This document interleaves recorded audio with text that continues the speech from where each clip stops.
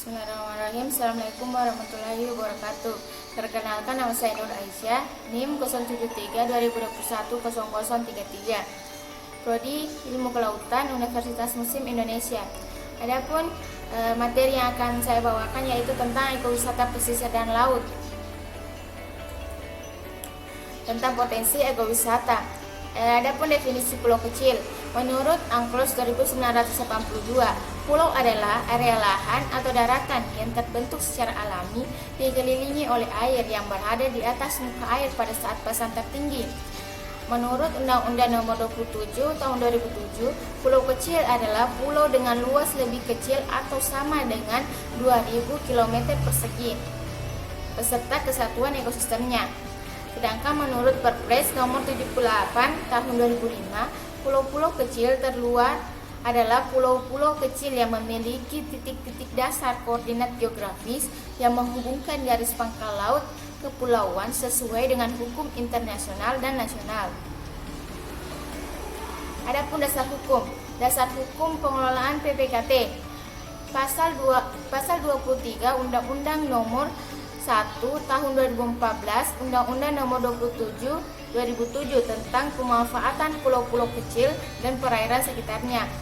Peraturan Menteri PP Nomor 38 Tahun 2002 tentang dasar koordinat geografis titik-titik garis pangkal kepulauan Indonesia. Saat ini jumlah pulau-pulau kecil yang mempunyai titik-titik garis pangkal berjumlah 92 pulau. Adapun karakteristik pulau-pulau kecil. Karakteristik pulau-pulau kecil yang pertama yaitu terpisah dari pulau induk atau mainland sehingga bersifat insular.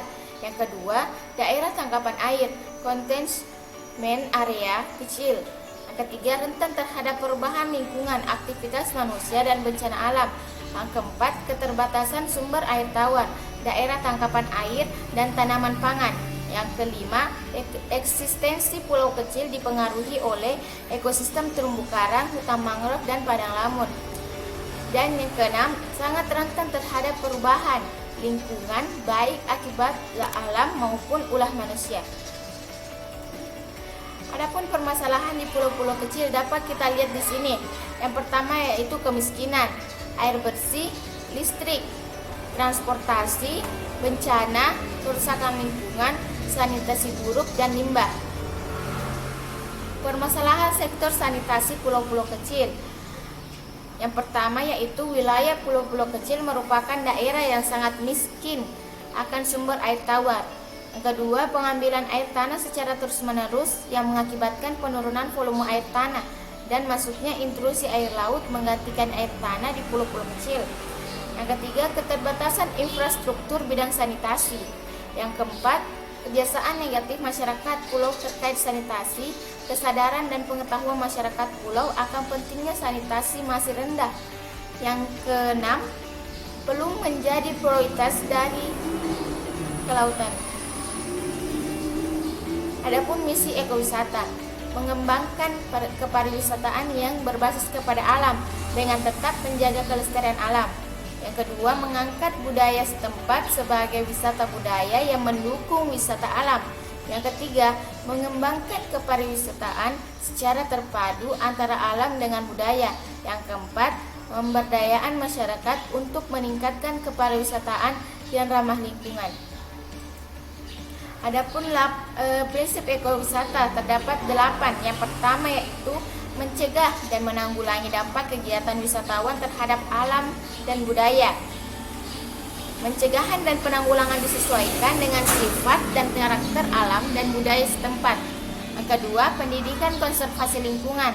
Mendidik wisatawan dan masyarakat setempat akan pentingnya konservasi.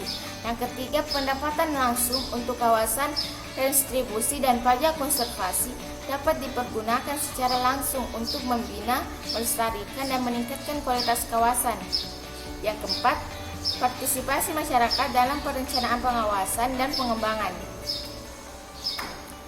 Yang kelima, meningkatkan ekonomi masyarakat. Keuntungan yang nyata dari kegiatan ekowisata terhadap ekonomi masyarakat melalui keterlibatan masyarakat dalam kawasan. Yang keenam, menjaga keharmonisan dengan alam. serta keseimbangan alam tetap perlu dipertahankan. Yang ketujuh, sesuai daya lingkungan. Lingkungan sehingga kegiatan ekowisata akan dipertahankan tidak melebihi daya dukung lingkungan. Yang kedelapan, peluang pengembangan bagi devisa negara dan pendapatan daerah. Adapun kebijakan pengembangan ekowisata, yang pertama yaitu konservasi, yang kedua edukasi, yang ketiga partisipasi masyarakat, dan yang keempat ekonomi. Untuk kebijakan umum, pengembangan wisata alam untuk mewujudkan kelestarian sumber daya alam hayati dan keseimbangan ekosistemnya sehingga dapat mendukung upaya peningkatan kesejahteraan masyarakat dan mutu kehidupan masyarakat. Kebijakan operasional, pelaksanaan ke pihak ketiga. Yang kedua, blok pemanfaatan, mempertahankan keaslian, ciri pembangunan tradisional, melibatkan masyarakat, pelaporan atau monitoring pengendalian dan pembinaan. Strategi pelaksanaan kebijakan operasional. Yang pertama, mendukung kegiatan yang dilakukan oleh masyarakat. Yang kedua, membuka lapangan kerja. Yang ketiga, mendukung dan mendorong kegiatan kerajinan rumah. Yang keempat, memanfaatkan potensi kawasan atau sumber daya alam secara optimal. Kelima, menciptakan kecintaan generasi muda terhadap kelestarian lingkungan dan usaha konservasinya. Adapun potensi objek wisata bahari. Untuk objek komoditi, penyu, duyung, paus, lumba-lumba, hiu, spesies endemik, pasir putih, dan ombak. Sedangkan untuk objek ekosistem, ada ekosistem terumbu karang, mangrove, lamun, goba, pantai. Dan yang terakhir, objek kegiatan. Terdapat perikanan tangkap, perikanan budidaya, sosial atau budaya.